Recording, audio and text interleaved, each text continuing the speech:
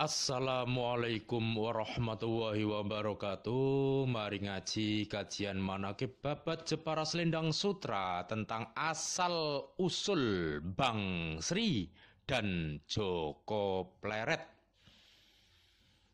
Sekitar tahun 1600-an ada orang bernama Ki Gede yang berada di daerah Bang Sri, lalu dinamakan Ki Gede Bang Sri. Berarti sebelum ada Ki Gede sudah ada nama Bang Sri terlebih dahulu. Tapi tentang Ki Gede Bang Sri kita bahas dalam bab lain. Sekarang kita bahas asal usul Bang Sri. Babat Jepara adalah kisah yang bersambung, yang saling berhubungan antara tempat kejadian, antar tokoh yang satu dengan yang lainnya secara urut dan bersanad, secara turun-temurun. Jadi, babat bukan dongeng atau kisah hewan, legenda atau kisah yang mengunggulkan satu tokoh, sejarah atau kisah ilmiah, mitos atau kisah goib, cerita rakyat atau kisah tentang asal-usul nama tempat saja, tapi komplit dan menyeluruh. Kita kembali ke kisah asal-usul Bang Sri. Pada masa kerajaan Majapahit, kekuasaan Girisawardhana di pantai utara Jawa, hidup pasangan suami istri yang bernama Sasongko. Sasongko berkumis tebal dan sangat galak, sedangkan istrinya yang bernama Suyatmi sangat lembut. Jadi, nama orang Jepara pada zaman dahulu hampir semua memakai nama bahasa Jawa. Tahun 1463 Masehi, mereka mempunyai seorang putri yang sangat cantik bernama Sri Gunggu. Sri Gunggu tumbuh dewasa dan sangat menyukai hewan dan tumbuh-tumbuhan. Hewan kesayangan keluarga mereka bernama Ulo Gandrung. Sri Gunggu sangat menyukai bunga Kamboja yang dipercaya dalam agama Hindu sebagai bunga surga. Minyak bunga Kamboja sangat bermanfaat agar Sri Gunggu awet muda, sehingga Sri Gunggu dipanggil Kembang Sri, yang berarti Sri Gunggu suka kembang surga, lalu menjadi kata Kembang Sri, lalu menjadi Bang Sri. Akan tetapi, Sri Gunggu sangat tertekan dengan sikap ayahnya yang sangat galak dan banyak aturan dan mengekangnya.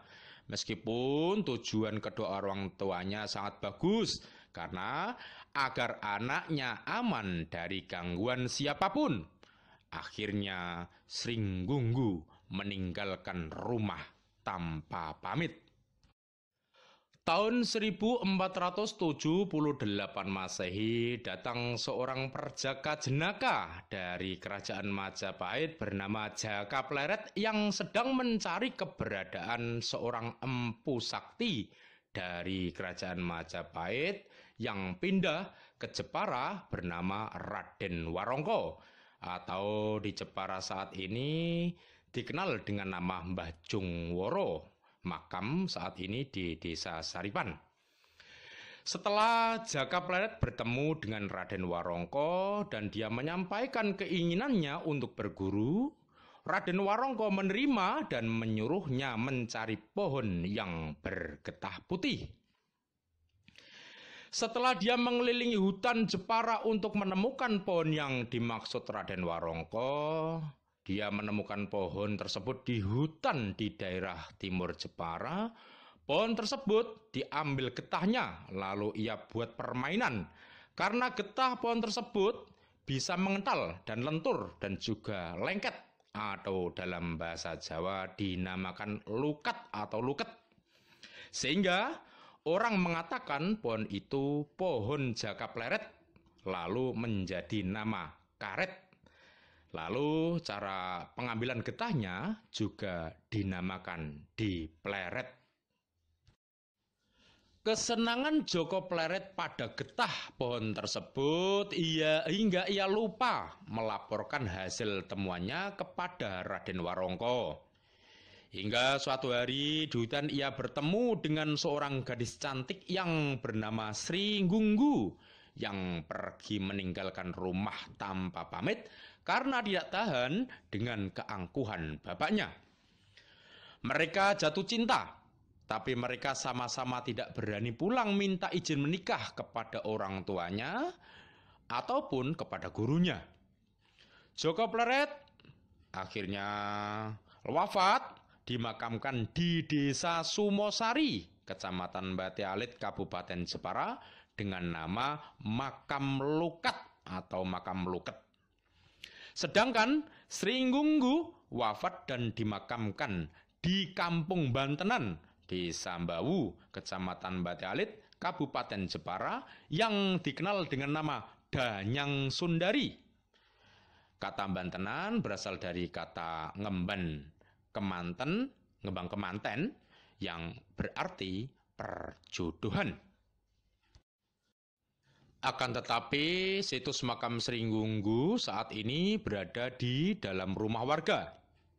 Dan bukan hanya situs makam Sri Gunggu saja di Jepara yang berada di lahan, bahkan di dalam rumah warga. Ada situs Macan Kurung yang berada di dalam rumah warga desa belakang gunung. Ada juga situs Zuber Ngelebak atau saat ini dinamakan Desa Ngelebak lalu menjadi Lebak. Ada juga situs Sunti, istri Raden Hasan Kuasen. Ada juga Raden Waridin, Desa Jambu Barat. Ada situs Reso, akal bakal Desa Kerso yang berada di tanah saya, bahkan di dalam rumah yang ada di sebelah barat rumah saya. Dan sudah saya bebaskan yang nantinya untuk situs sejarah besar Jepara. Dan juga masih banyak lagi situs-situs yang berada di tanah, bahkan di dalam rumah warga. Ada sebagian situs yang secara sukarela sudah dibebaskan lahannya oleh pemilik lahan untuk situs sejarah Jepara. Kita kembali ke Sasongko. Sasongko mencari keberadaan anaknya yang minggat. Karena belum ketemu, lalu Sasongko membuat candi sebagai tempat peribadatan pribadi. Dan Sasongko juga tinggal di situ. Dan Sasongko tidak suka tempatnya dikunjungi oleh orang lain. Tapi situs candi juga berada di dalam rumah warga yang belum dibebaskan lahannya. Sebelum Sasongko wafat, ia menyuruh naga kesayangannya, ular kesayangan yang bernama Ulo Gandrung, agar bertapa di Desa Rau, Kecamatan Kedung, Kabupaten Jepara. Setelah itu, Sasongko meninggal pada hari Selasa Pahing, bulan Maulud, dimakamkan di Desa Bawu, Kecamatan Bate Alit, Kabupaten Jepara dengan nama makam Sayyid Imam Habib Abdullah bin Abu Bakar Al-Idrus.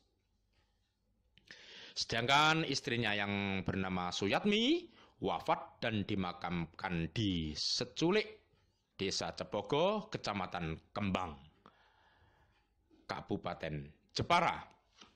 Demikian sekilas tentang asal-usul Bang Sri.